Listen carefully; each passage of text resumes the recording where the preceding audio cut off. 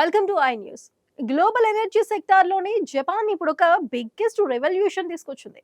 ఎలాంటి కోల్ కానీ గ్యాస్ కానీ వాడకుండా అసలు ఎండ గాలితో సంబంధం లేకుండా 24 గంటలు నాన్ స్టాప్గా కరెంట్ ప్రొడ్యూస్ చేసే సరికొత్త బ్లూ ఎనర్జీ టెక్నాలజీని సక్సెస్ఫుల్గా రన్ చేస్తోంది. డెన్మార్క్ తర్వాత ప్రపంచంలోనే రెండో ప్లాంట్గా రికార్డు సృష్టించిన ఈ ప్రాజెక్ట్ ఎలా పనిచేస్తుందో స్పెషల్ స్టోరీలో ఇప్పుడు చూద్దాం. గ్లోబల్ పవర్ జనరేషన్ హిస్టరీలోనే జపాన్ ఇప్పుడు చూపించిన టెక్నాలజీ ఒక మైండ్ బ్లోయింగ్ వండర్ అనే చెప్పాలి. జపాన్లోని కోస్టల్ సిటీ అయిన ఫుకుఓకాలో ఉన్న ఉమినోనా కామిచి నట సీ వాటర్ డీశాలినేషన్ సెంటర్లో ఈ ప్లాంట్ నడుస్తుంది.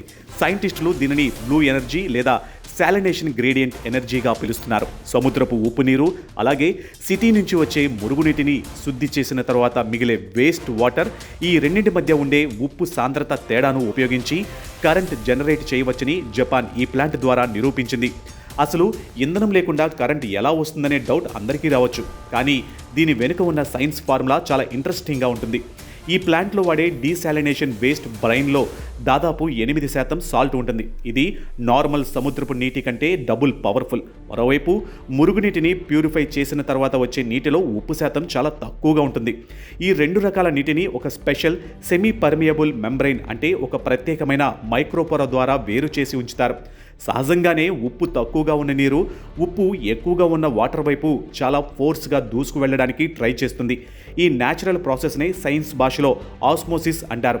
జపాన్ ఇంజనీర్లు ఇక్కడే ఒక సూపర్ టెక్నిక్ వాడారు. దీనిని ప్రెజర్ రిటార్డెడ్ ఆస్మోసిస్ అంటారు. ఆ వాటర్ మెంబ్రెయిన్ దాటి ఉప్పు నీటి వైపు వెళ్తున్నప్పుడు అక్కడ విపరీతమైన ప్రెజర్ బిల్డ్ అవుతుంది.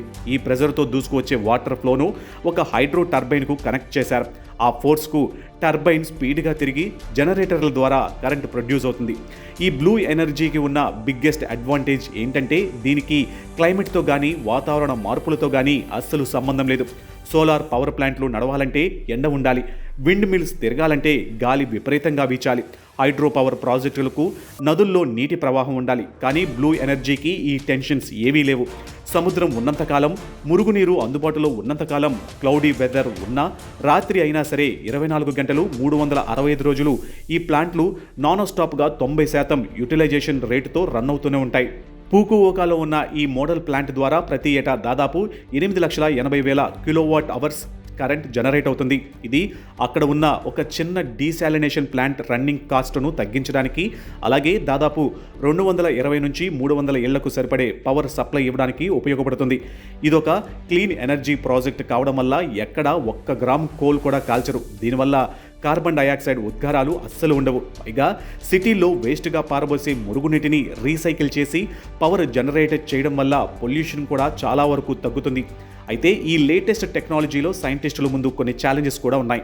ఈ ప్లాంట్లో వాడే అడ్వాన్స్డ్ మెంబ్రెయిన్స్ తయారీ ఖర్చు ప్రస్తుతం చాలా ఎక్కువగా ఉంది. అంతేకాకుండా సముద్రపు నీటిలో ఉండే సాల్ట్, రకరకాల సూక్ష్మజీవుల వల్ల ఈ పొరలు త్వరగా దెబ్బతినే లేదా క్లాగ్ అయ్యే ఛాన్స్ ఉంటుంది. వీటిని క్లీన్ చేయడం, మేనేజ్ చేయడం కాస్త ఖర్చుతో కూడుకున్న పని.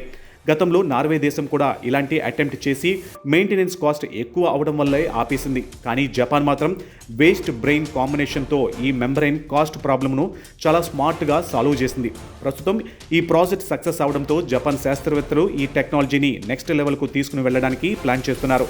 ప్రపంచవ్యాప్తంగా ఎక్కడైతే నదులు సముద్రంలో కలుస్తాయో ఆ నది ముఖద్వారాల దగ్గర గనుక ఈ బ్లూ ఎనర్జీ ప్లాంట్లను లార్జ్ స్కేళ్లలో బిల్డ్ చేస్తే వరల్డ్ వైడ్ కరెంట్ అవసరాలలో ఏకంగా 15% కేవలం ఈ టెక్నాలజీ ద్వారానే క్లియర్ చేయవచ్చని రీసెర్చర్స్ అంచనా వేస్తున్నారు. బొగ్గు, గ్యాసులపై ఆధారకుండా గ్లోబల్ వార్మింగ్ను తగ్గించడంలో ఈ జపాన్ బ్లూ ఎనర్జీ టెక్నాలజీ ఫ్యూచర్లో ఒక గేమ్ చేంజర్ కాబోతుందని ఇండస్ట్రీ ఎక్స్పర్ట్స్ గట్టిగానే చెబుతున్నారు.